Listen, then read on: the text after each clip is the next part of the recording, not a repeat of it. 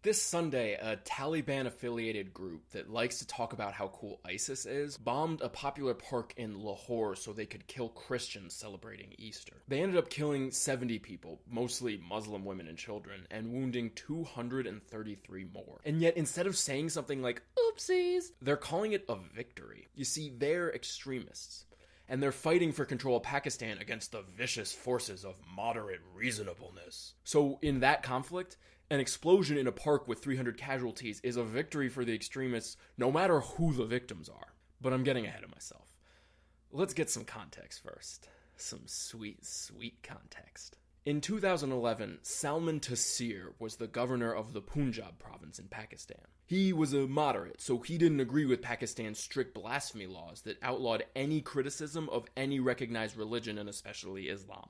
So when he heard about a Christian woman named Asia Bibi, who'd been sentenced to death after she got in a fight with a group of Muslim women who didn't want her drinking the same water as them, he very nobly spoke up on her behalf. But that pissed off a lot of people, including one of his bodyguards, Mumtaz Qadri, who shot him 27 times with an AK-47. In true moderate fashion, the government then waited 3 years after Salman's assassination to launch the Zarb-e-Azb offensive to take on the militants holed up in North Waziristan. So far, they've killed over 3,000 militants in the region, which is a very reasonable, respectable outcome.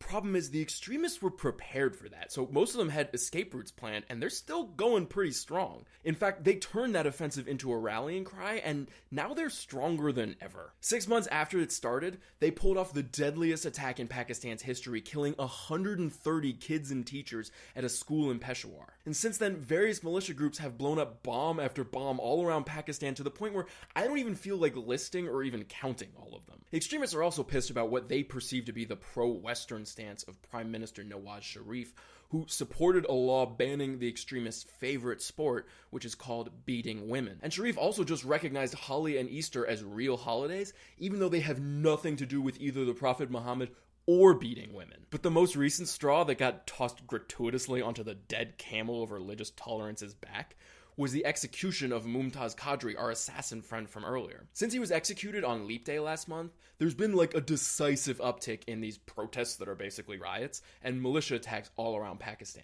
I don't think there's a clearer sign that moderateness is losing than when the government can't execute someone who assassinated the governor of its richest province, even though he was that guy's bodyguard, without sparking riots. And that brings us to Easter Sunday, when the extremists launched a two-pronged attack to show how pissed they were about the not Muslim enoughness of their incredibly Muslim country. First, they staged a protest by setting cars on fire in the capital city of Islamabad, and then they set off a bomb packed with ball bearings in the middle of Lahore's most popular park. And the bomb was claimed by Jamaat-ul-Ahrar, a Pakistani splinter of the Taliban, but the protests were much broader. They attracted all kinds of extremists. In response, the military very politely raided some militia camps. They arrested a few hundred people, held about 78 of them, and seized a lot of weapons and ammunition. But the deeper questions remain pretty much untouched, because everyone in the Pakistani government is trying to minimize the situation and pin any blame there is on someone totally different. But we gotta ask, how can Pakistan attain the security and peaceful cooperation it needs to develop and compete in the modern world? How can it live up to the values of freedom and religious tolerance it was actually founded on? And most importantly, how do you stop extremism when anything that comes into contact with it instantly explodes into chaos and anger? How does peace ever win? So that's it for this story. If you have any answers, don't tell me. Tell, like, the president or something, because that shit's important. If you want more videos like this, like The Globalist on Facebook, subscribe on YouTube, and have yourself a beautiful day.